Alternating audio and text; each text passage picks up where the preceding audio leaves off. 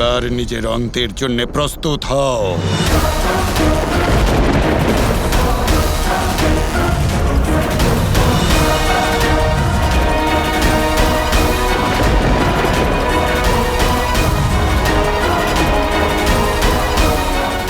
বাকি এভাবে তাকিয়ে থেকো না, আক্রমণ করো শত্রুর উপর। আমার তো এটা কাজ নয়, এটা যার কাজ সেই করবে। যদি এই কাজ তুমি না করো তাহলে আর কে করবে বাকে? প্রেমে, কৃষ্ণে,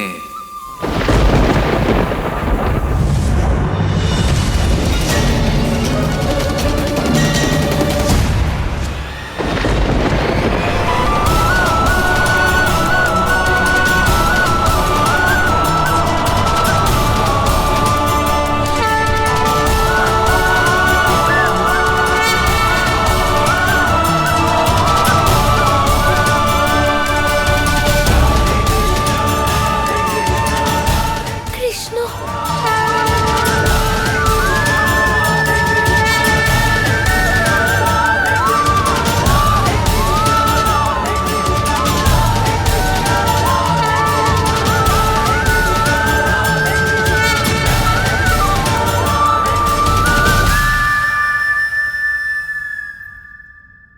কৃষ্ণ ফিরে এলো কি করে?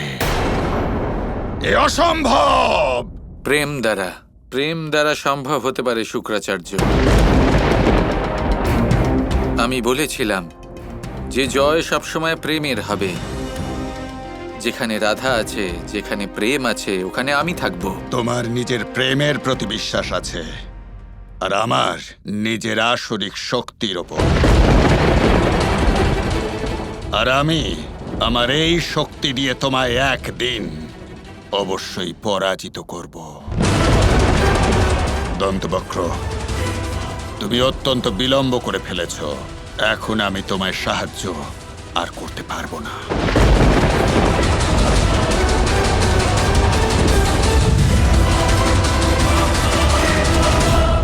গুরুদেব, আমায় ফেলে যাবেন না। কিন্তু উনি তো চলে গেলেন।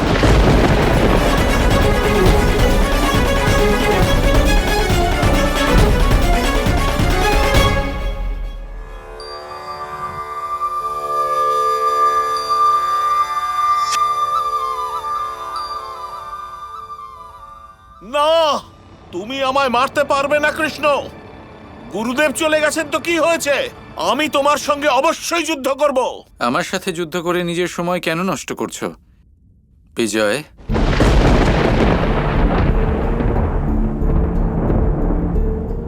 তোমার ভ্রাতা জয় তোমার জন্য বৈকুণ্ঠে অপেক্ষা করছে। ওর সাথে দেখা করবে না? সত্য হলো এটাই যে এই জন্মে তুমি অসুররাজ দন্তবক্র হতে পারো, কিন্তু কোনো জন্মে তুমি নারায়ণের দ্বারপাল বিজয় ছিলে। তার মানে বাঁকে যা বলেছিল তা সত্যি? 100% সত্যি। এটা অসুর রূপে তোমার অন্তিম জন্ম বিজয়। আর আজ মৃত্যুর পরে বৈকুণ্ঠে তুমি নারায়ণের সান্নিধ্য পেতে চলেছ।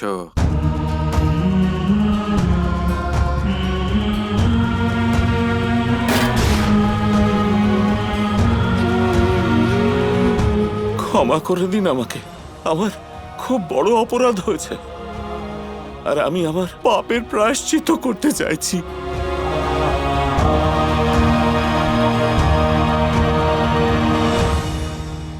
দেবী রাধা, আমায় ক্ষমা করে দিন। আমি আপনাকে অত্যন্ত দুঃখ দিয়েছি, কষ্টও দিয়েছি, কিন্তু আপনার প্রেম হলো অসাধারণ, অতুলনীয়।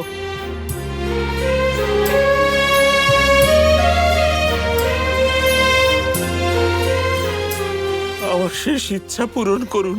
আমাকে মুক্তি দিন বাসুদেব কৃষ্ণ, মুক্তি দিন শ্রীকৃষ্ণ।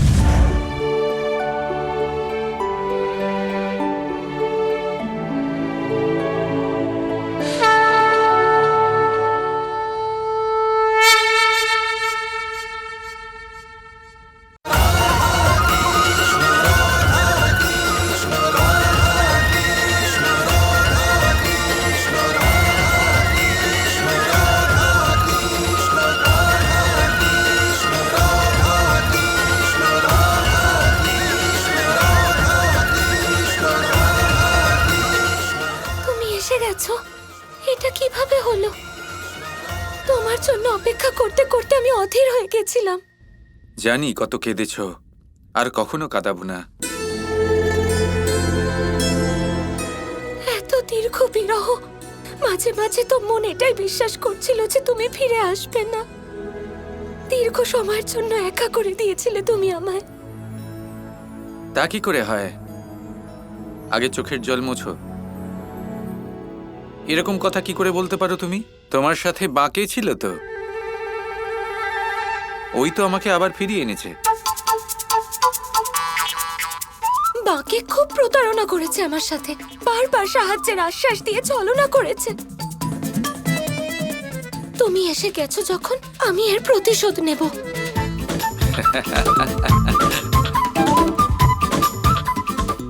আপনারা হাসছেন কেন? রাধা, আমি তো কবে থেকে বলছি যে তোমাকে সত্যিটা বলে দিতে, কিন্তু তোমায় তো সত্যিটা কেউ বলছেই না, শুধু কথা ঘুরিয়েই যাচ্ছে সবাই।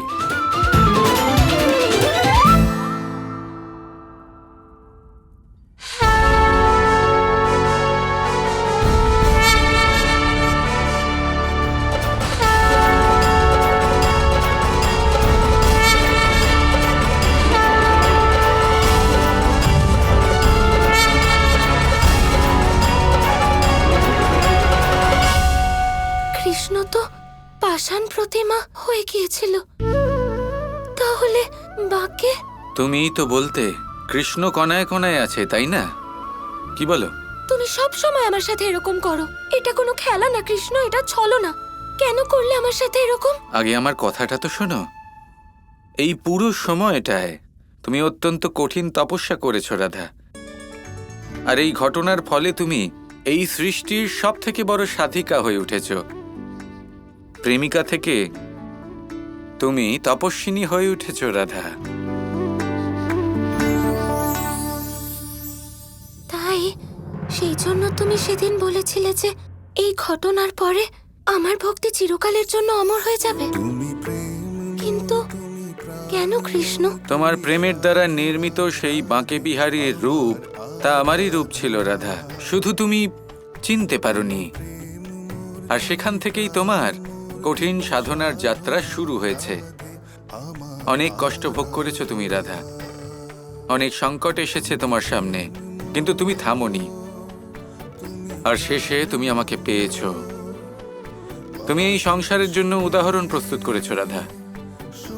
এমনিতে তো আমি এই সংসারের কণায় কণায় বাস করি, প্রত্যেক প্রাণীর মধ্যে বিরাজ করি, কিন্তু প্রত্যেক রূপের মধ্যে আমাকে খোঁজার জন্য, আমার দর্শন পাবার জন্য, আমাকে পাবার জন্য সেভাবেই তপস্যা করতে হবে যেভাবে তুমি করেছো।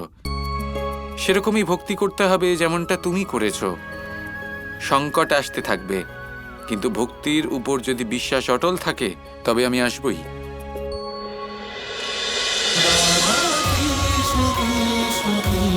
Krishna